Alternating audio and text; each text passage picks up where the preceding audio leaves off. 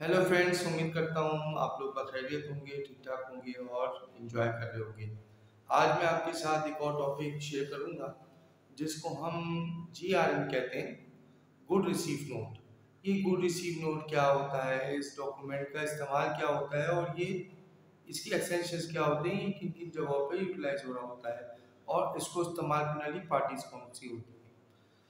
जैसा मैंने आपसे पिछले वीडियोस में सेल ऑर्डर, परचेज ऑर्डर के बारे में डिस्कस किया था, इसी तरह इन दोनों को कंप्लीट करने के लिए यानी सेल ऑर्डर से पहले GRN और GRN से पहले परचेज ऑर्डर।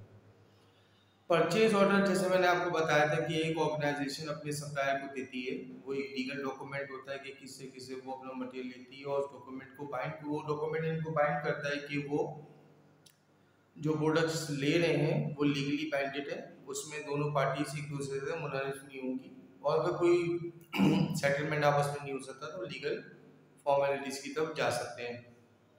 इसी तरीके से ये भी एक लीगल डॉक्यूमेंट है। एक सप्लायर जब on the behalf of PO जब स्टॉक, इन्वेंट्री, गुड्स आपको डिलीवर करता है तो आप उसको रिसीव करते हैं अपने स्टोर में, अपने गोडाउन में, अपने वेयर हाउस में। जब वो इनपुट आ जाता है on the behalf of purchase order तो आप उसको रिसीविंग के तौर पर एक डॉक्यूमेंट इशू करते हैं जिसको हम गुड रिसीव नोट यानी GRN कहते हैं। GRN जो है वो इस बात की तस्दीक करता है कि उस PO के बिहाफ पे आपने, अगर PO था 1000 यूनिट्स का और आपने 1000 यूनिट्स रिसीव कर लिए फिजिकली, तो GRN उस चीज़ को ऑथोराइज करती है उस वेंडर के लिए कि ये चीज़ मैंने कंपनी को हैंड ओवर कर दी on the set date.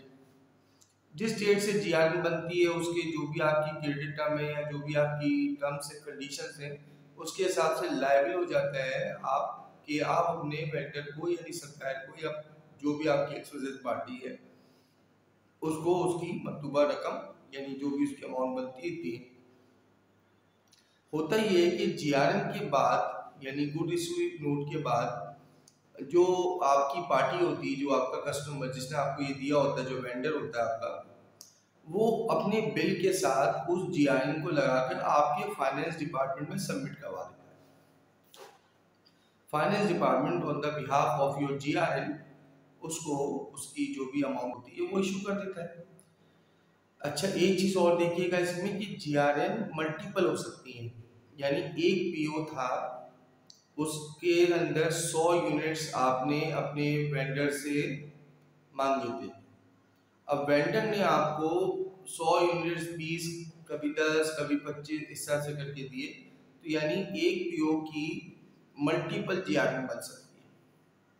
GRN हमें इस बात की भी अश्योरेंस देती है कि उस बंदे ने हमें कब कब किस किस दिन हमें स्टॉक हैंडओवर किया, ताकि उसके हिसाब से, उनके दिनों के हिसाब से उसको उसकी जो भी अमाउंट बनती है हैंडओवर कर दी जाए।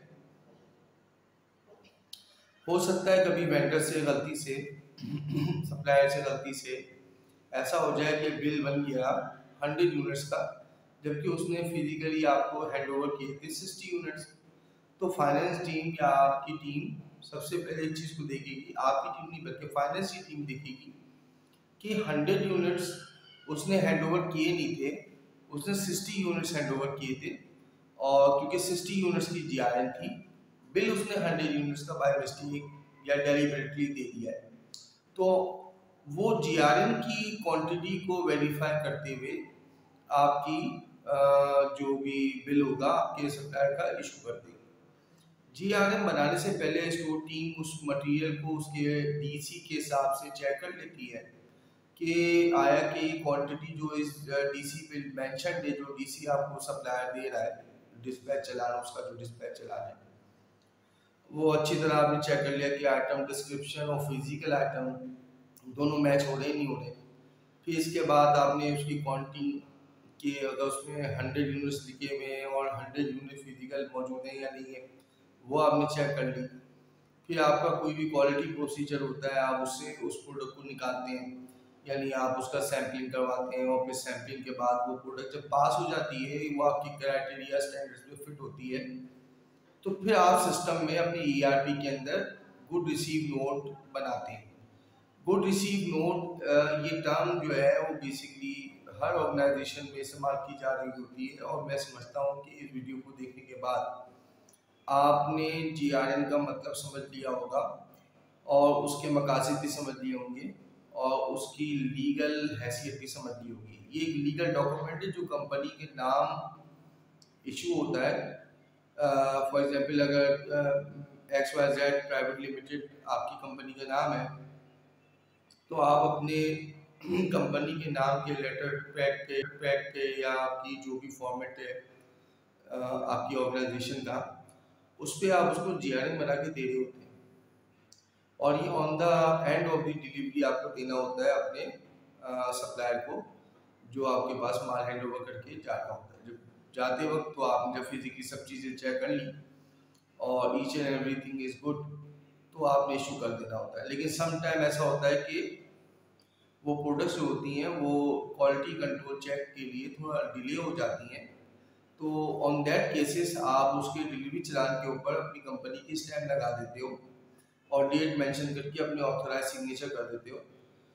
तो ये भी बेसिकली देखा जाए तो वेंडर के लिए जीआरएन ही है कि आपने उसको साइन करके और रिसीविंग दे दी। लेकिन उस साइन की वो सिस्टम में हैसियत नहीं होती। वो सिस्टम में हैसियत उसकी जब बनती है जब आप सिस्टम का डॉक्यूमेंट जनरेट करते हो जिसका नाम जीआरएन है। आई होप आप लोग को ये क्लिप समझ में आया होगा और मुफीद भी साबित होगा इंशाल्लाह। इसी तरह अपना सपोर्ट और मोहब्बत मेरे साथ हमारे साथ जारी रखिएगा। बहुत शुक्रिया। Thank you so much.